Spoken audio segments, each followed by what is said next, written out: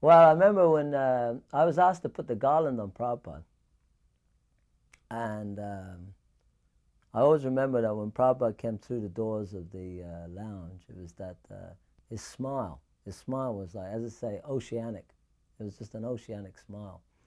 And I could just, straight away, I actually froze, but I remember actually thinking that this person's not in this dimension. You know, even as I was only young then, I was only just turned 18, but I could tell this person's not in this world. He's not on this planet. And I froze. I couldn't put the garland on Prabhupada. So I was just standing there looking at him. And Prabhupada, of course, was just beaming. And I wasn't the only garland, but devotees were coming up to him. But I just froze. I didn't pay my obeisance to anything. I just froze. And Prabhupada walked straight past me, and I was standing there with this big garland. And I'm just looking at this person. Then I ran up to Prabhupada and slipped the garland on him. But it was kind of funny because I was obviously the reception committee with the garland, but I actually just froze. I didn't know what to do, you know. And I remember that, particularly Prabhupada's smile just knocked me out. And I remember one thing was that all the devotees were crying practically. That's the fascinating thing about it. I looked around, and there was a lot of devotees there, and a lot of people were crying. And I think that's just made me even more kind of amazed at the potency of this person. You know, that someone could walk through a door and cause everyone to cry. You know, it was just fascinating. And another time we were doing initiations, and at the initiations, Prabhupada was very grave. You know, when he was chanting on the beads, he was chanting on all these beads, and he was very, very grave. And I remember I was sitting just below the Vyasa-san, and I was thinking, Prabhupada's so grave, you know. And yet then when one boy came up, Prabhupada was holding up the beads like that. And so Prabhupada said to him, he said, so what are the 4 regulated principles? So the boy said, no intoxication, no gambling, no meeting, no illicit sex. And then Prabhupada said, so which one you like the best? And the boy went bright red, you know. He went completely red. And I just thought that was really funny because Prabhupada had been so grave. It was so serious an occasion. And yet he kind of completely talked like that. In St. James's Park, Prabhupada would constantly be pointing out things, different things. I mean, there was one time we were in a park, and there was that now there was that story which I remember, but there was some bird droppings, you know, and Prabhupada was asking, he was saying, what is this? And everyone was kind of looking at the bird droppings and thinking, whoa, you know, like, they were kind of thinking, well, maybe Prabhupada means some tea leaf formations, you know, like we could esoterically look at it. And Prabhupada said, what does this tell you? And everyone was kind of bewildered. And then Prabhupada said, this tells you that the same bird is sleeping on the same branch every night. So Prabhupada said, even the bird becomes attached to his apartment. So Prabhupada said, so be careful. One time we were going past Buckingham Palace. So we were very proud at that time that one boy had joined who was part of the Queen's Guards. You know, the guys who wear the big furry hats. So as we were passing the palace, we were in a taxi with Prabhupada. So we looked over and we said, Prabhupada, one of the Queen's personal guards has joined. And then Prabhupada said, oh, so what about the Queen? I remember different things on morning walks. One thing was that Prabhupada was always commenting about the state of society. And one of the things he'd noticed was these people who'd sleep in the parks, they'd sleep under, in the sleeping bags or just on the newspaper or whatever. So Prabhupada was just explaining how karma is such that even though you have so much advancement, he said, such an advanced society, he said, but still they can't avoid karma. So Prabhupada said, you can see these people, they're still suffering. Even though they're living in a very civilized country, still they are sleeping in a vulnerable condition. And another thing that Srila Prabhupada was pointing out one morning, we were asking him about advancement. So Prabhupada very, very determinedly stopped, and then he took one step forward, and then Prabhupada pointed to his leg, and he said, when one leg is firmly fixed, then Prabhupada said, then one moves the next leg. So Prabhupada said, in that way one can make advancement. But Prabhupada said, not to run, simply falling, falling over. Okay, well, one time Prabhupada was very ill. And that was a time when he actually collapsed in his room, Shyam Sundar, it was late at night, and Shyam Sundar rushed in and just caught Prabhupada. But he said that Prabhupada didn't fall as such, but he just sort of like, he was very weak. He called out to Shyam Sundar. And Shyam Sundar said when he went in there, and Prabhupada kind of fell into his arms. And he said Prabhupada was incredibly light. So what we did then, we all actually stayed in bed that morning. No one got up because we didn't want to disturb Prabhupada at all. And when we got up, everyone had to be really quiet. And we had 24-hour kirtan, very nice kirtan in the temple. Anyway, about 3 days later, we were just walking on a morning walk with Prabhupada. Suddenly Prabhupada got really well again. And we're on this morning walk. And one of the devotees said to Prabhupada, he said that, Srila Prabhupada, how is it that a pure devotee, someone who's a pure devotee, how does he get sick? And Prabhupada stopped. And I always remember it because it was so loving. Prabhupada's eyes got really big. Like Prabhupada used to, his eyes would get very big. And he stopped, and he became very emotional. And Prabhupada said, it is just like the lover. Prabhupada said, sometimes the lover, what is this? And Prabhupada went like that, what is it? Sometimes they're biting like this. And we said, oh, love bite, Prabhupada. And Prabhupada said, yes. So Prabhupada said, similarly, Krishna, he has his love bites. So sometimes he bites the devotee.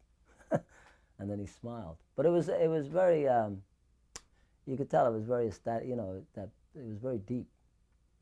I remember one time that we were having prasadam. Prabhupada was taking prasadam in his room, and Jamuna was cooking. It was Malati and Jamuna. I know that Malati was running up and down because Prabhupada liked his puris when they popped, so they had to be hot. So I remember there was this whole kind of shuffling up and down the stairs with these hot puris. So I was kind of fascinated, so I popped my head around the corner, and it was Malati. Malati was saying to Prabhupada, she was saying to Prabhupada, Srila Prabhupada, how many puris can you eat, And because she brought, I don't know how many puris she brought to Prabhupada. She brought him a lot of puris. And Prabhupada was as she would bring the puris, Prabhupada was respecting the prasadam. And so anyway, when she came to like this final puri, she was thinking, how many more times can I go up and down? So she said to Prabhupada, how many puris can you eat? And Prabhupada just looked up and said, more than you can make. Like that. And I remember his eyes got really big, and he just laughed. And I remember looking at it, it was like a cowherd boy. Somehow Prabhupada at that time, he was just so, like he was very ecstatic. He was kind of hitting himself on his knee, and he said, more than you can make. Prabhupada also was greeting the deities when he first arrived. So he said, be very careful. He said, do not become proud. He said, you are dealing with Radha and Krishna. Don't be proud. Then everything will be spoiled. And then another time, one guest asked Prabhupada, he says, why does Krishna have peacock feather? And I remember I was thinking, well, Prabhupada's going to give some far-out esoteric reason, that peacocks are this, and therefore he has that. And Prabhupada just turned around and said, because he likes to. It's the way Prabhupada said it. It was just so it was so simple. And actually, Prabhupada said on another occasion also, he said that he was sitting on the Vyasasana, and he said, this Krishna consciousness, it is so simple, you will miss it. He said, it is so simple, you will miss it. And I always remember that because it was just so simple, what he was saying. And yet it was so deep. Because Prabhupada said, this Krishna consciousness is so simple, you will miss it. So there were, another time also, went to see the Indian ambassador with Prabhupada. That was a very nice occasion. And we didn't have a car at the time. Actually, the temple was very poor. So we went to see the Indian ambassador, and I had to announce amongst the guests. I said, has anyone got a car we could use? There was a few guests there. So one hippie said, I've got one, and your Swami can use it. And we looked outside, and it was a Beetle, but it was all flowers on it. It was like a really, it was a ridiculous-looking car, And I thought, boy, Prabhupada, how can we put Prabhupada in this? But we had to go for the meeting. So we got in the car with Srila Prabhupada, Shyam Sundar, myself, and there was Prabhupada, and this hippie driving. So we went off down to the Indian embassy. And one of the things I remember about the meeting was when we got to see the Indian ambassador, Prabhupada just sat there, and he was so relaxed. He was so transcendental. And at the same time, he was just talking about Srila Rupa Goswami. So I knew Prabhupada had come for some intention. So I was thinking, I didn't exactly know why he'd come. Later on I found out he'd come to get 5-year visas for his missionary visas for his devotees in India and America, the American devotees particularly. And so he was talking about Srila Rupa Goswami and the Goswamis, and then he showed him nectar devotion, he gave him nectar devotion, and for about half an hour Prabhupada just talked about the Goswamis. And then at the end of it, so the gentleman was so kind of purified, the Indian ambassador, so then he started talking to him in a very personal way. He called him by his first name. He said, so Abai Pant was his name, I think, not Abai, Abu Pant or something. And he said, so Abu, last time I was here, you said, Swamiji, whatever you want, I will do, if I can help you. He said, so now I have one request. And by that time, they were in such nice relationship that he couldn't refuse. Prabhupada completely melted him. And he wanted him to get in touch with Indira Gandhi. And he wanted him to arrange for the 5-year visas. So as I remember it, he went off at that time, and the Indian ambassadors he was going to contact through Delhi, the Indira Gandhi. And but it was just such an amazing way that Prabhupada had actually kind of, softened him by talking about the Goswamis and the philosophy. So, it fascinated me how he dealt with that particular person, because there was no kind of business-like stuff. It was just that Prabhupada was, you could see, he was an ambassador from the Goswamis, and he was meeting the Indian ambassador, and he did it on his grounds. He didn't do it on their grounds. He didn't behave like a diplomat or in any way try to conform to their idea of negotiations. And that really kind of struck on me. Then what happened was that we did a program. We had a big program in Glasgow. And this was far out, because actually Prabhupada had, that morning we went to the program, he hadn't eaten. He had a bit of breakfast. But what I didn't realize was I had to go early and arrange the setup. And Prabhupada came over by train. And in the train he met this very nice Indian man. He really liked the journey. He was telling us afterwards. And anyway, what happened was, though, I don't think they brought him any prasadam. So he must have left about noontime, or maybe 1 o'clock. So between that, right up until the evening time, he hadn't practically eaten, but he never complained once. So anyway, we got to the hall and we had this program, and it was a far out program because the hall was packed. I don't know how, in those days it was a big hall. I think there was at least 500 people in there. There was 400 or 500 people, and they loved Prabhupada. Somehow the Scottish took a real liking to Prabhupada. So we had this big Vyasa sign on the stage, and we had a massive kirtan. Hansa Duda was leading and everything. And it was a real ecstatic kirtan. And these street urchins, there was these kids that had come in off the street because we let anyone in, and they were dancing like anything, and Prabhupada was really encouraging them. There was a whole rapport going on between them and Prabhupada. And I thought that was far out, because most of the time we were trying to get them out. And Prabhupada you could see Prabhupada didn't like that the devotees were trying to pull them away, so I stopped it. But anyway, so Prabhupada did this amazing lecture. It's actually, I've heard it many times since. And he lectured from the Bhagavad-gita. And what happened was, at the end of the lecture, so Prabhupada said, so, there are any questions? And then one guy stood up and he started to say, basically what he was trying to say was that I am God. But first of all, he started waffling some stuff, and then he came to the point. He said, actually, he said, we're all God. And Prabhupada wasn't saying a word. Prabhupada was just letting him speak. Now, he was speaking, and the object was, he was in person, but he was saying we're all God, it's all one. And then suddenly he ran out of words. And Prabhupada was just sitting there. Prabhupada looked very, very grave, but like a lion. He was just sitting there like a lion. And suddenly there was this complete silence, because the guy ran out of words. And so there was just this guy looking at Prabhupada. He was right at the front of the audience, looking straight up at Prabhupada, and Prabhupada was looking straight at him. And then Prabhupada said, you are not God. You are dog! And he said it in such an amazing way that the guy practically fell back on his seat. The Shakti, and the guy just fell back. And the whole audience stood up and clapped and cheered and whistled. It was like Celtic had just scored a goal in the World Cup or something. I mean, it was an amazing reaction. Everyone just clapped and cheered and everything. And I could see, I was looking at Prabhupada, and Prabhupada actually, he was shocked at the reaction. They just all completely backed up Prabhupada. And what happened was that after the program, we took Prabhupada to the back, and all we had was oranges. The feast, we were so poor that the feast was oranges. I mean, you can imagine that for the public. But even then, so we gave Prabhupada we gave him 5 oranges, and then we gave him another 5. I think he ate about 10 oranges. Now what happened was that when Prabhupada was leaving the hall, I can swear on this till the day I die, Prabhupada was intoxicated.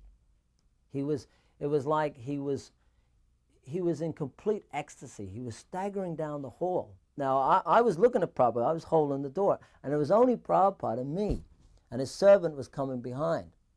And I was just looking at Prabhupada, and Prabhupada had this beam that was like incredible. He was just intoxicated.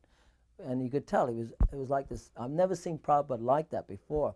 And when Prabhupada got to the door, I was holding the door, but I was one step below him. And he just put both his hands on my head, and he started rubbing my head. And I was just standing there, and this Prabhupada rubbing my head. And I just kind of like, I couldn't believe it. I said, what is going on? And Prabhupada was rubbing my head in a very, very gentle way.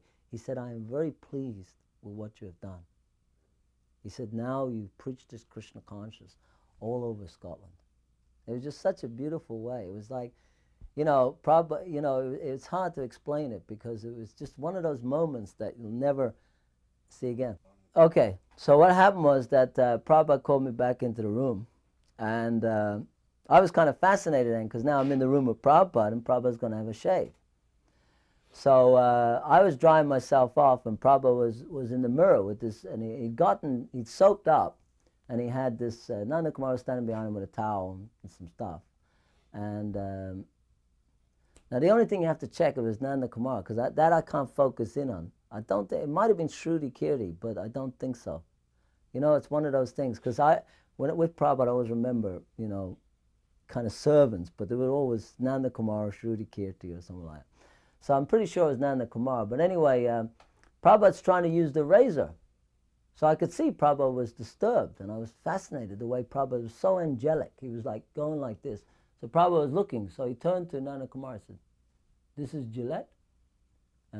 First of all, he was holding the razor in his hand like that, and he said, and then he looked at Nanda Kumar and said, and he was pointing to the dial, because Prabhupada has a razor with a dial on it, and he adjusts it, and he said, there's no dial? It's not here? Like that. You know how Prabhupada would question, he said, dial? And then Nanda Kumar said, no, that's not your regular razor, Prabhupada, it doesn't have a dial. And Prabhupada said, is it? Then Prabhupada said, it is Gillette? And then Nanda Kumar said, no, it's not Gillette. Prabhupada said, simply bogus. And the way it was like unbelievable. It was like he'd rejected, like someone who rejects Mayavadi philosophy. Prabhupada just said, simply bogus. And he said it in such a wonderful way. And the razor just sort of floated. He didn't throw it, but there was a shelf there, and it just landed on the shelf. But Prabhupada just went, simply bogus. Jai Anilo Premadana Koruna Prachu